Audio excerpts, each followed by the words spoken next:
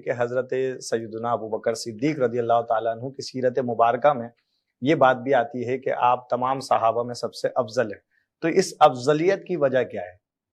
جی، افضلیت اور فضیلت میں فرق ہے۔ لوگ فضیلت اور افضلیت میں فرق کو مٹا دیتے ہیں اور لوگوں کو گمراہ کرنے کی کوشش کرتے ہیں۔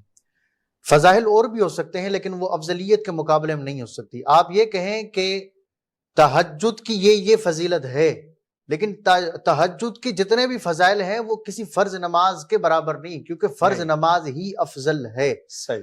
فضیلت آتی ہے کہ جو نفل روزہ اللہ کے لیے رکھے اس کا اجر یہ ہے کہ اس کی مغفرت کر دی جائے گی، یہ ہے فضیلت۔ جبکہ افضل روزہ ہے رمضان کا، کیونکہ وہ فرض ہے۔ اب صحابہ میں فضیلتیں تو مختلف ہیں، جیسے کہ آپ صحابہ میں دیکھیں تو آپ کو مختلف صحابہ بڑی بڑی فضیلتوں پر ملیں گے۔ نبی کریم علیہ الصلوۃ والسلام فرماتے ہیں مولا کائنات کے حوالے سے کہ اے علی تم میرے لیے ایسے ہو جیسے کہ حضرت موسیٰ کے لیے ان کے بھائی ہارون، جیسے وہ ان کے نائب تھے تم میرے نائب ہو۔ یہ فضیلت ہے، یہ افضلیت پر افضلیت کے لیے مقتضی نہیں ہے یہ۔ جی۔ دوسری بار فرماتے ہیں اے فاروق اگر میرے بعد کوئی نبی ہوتا تو تم ہوتے۔ یہ بات فضیلت ہے، یہ افضلیت کو بیان نہیں کرتی۔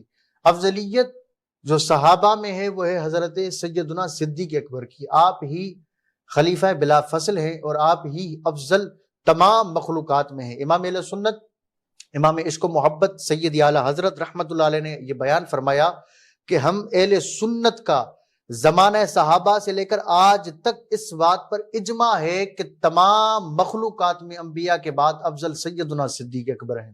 صحیح۔ اور اس بات کو آپ نے نہ صرف اجماع امت سے ثابت کیا بلکہ قرآن سے آیات بھی پیش کی، آپ نے احادیث کریمہ بھی پیش کی، اور باقاعدہ ایک رسالہ لکھا مطلع القمرین رسالہ لکھ کر آپ نے سینکڑوں صفحات پر اس بات کو ثابت کیا کہ امت میں، صحابہ میں، تمام مخلوقات میں انبیاء کے بعد جو افضل شخصیت ہے، جو افضل ترین شخصیت ہے وہ سیدنا صدیق اکبر کی ذات ہے۔ ماشاءاللہ ماشاءاللہ۔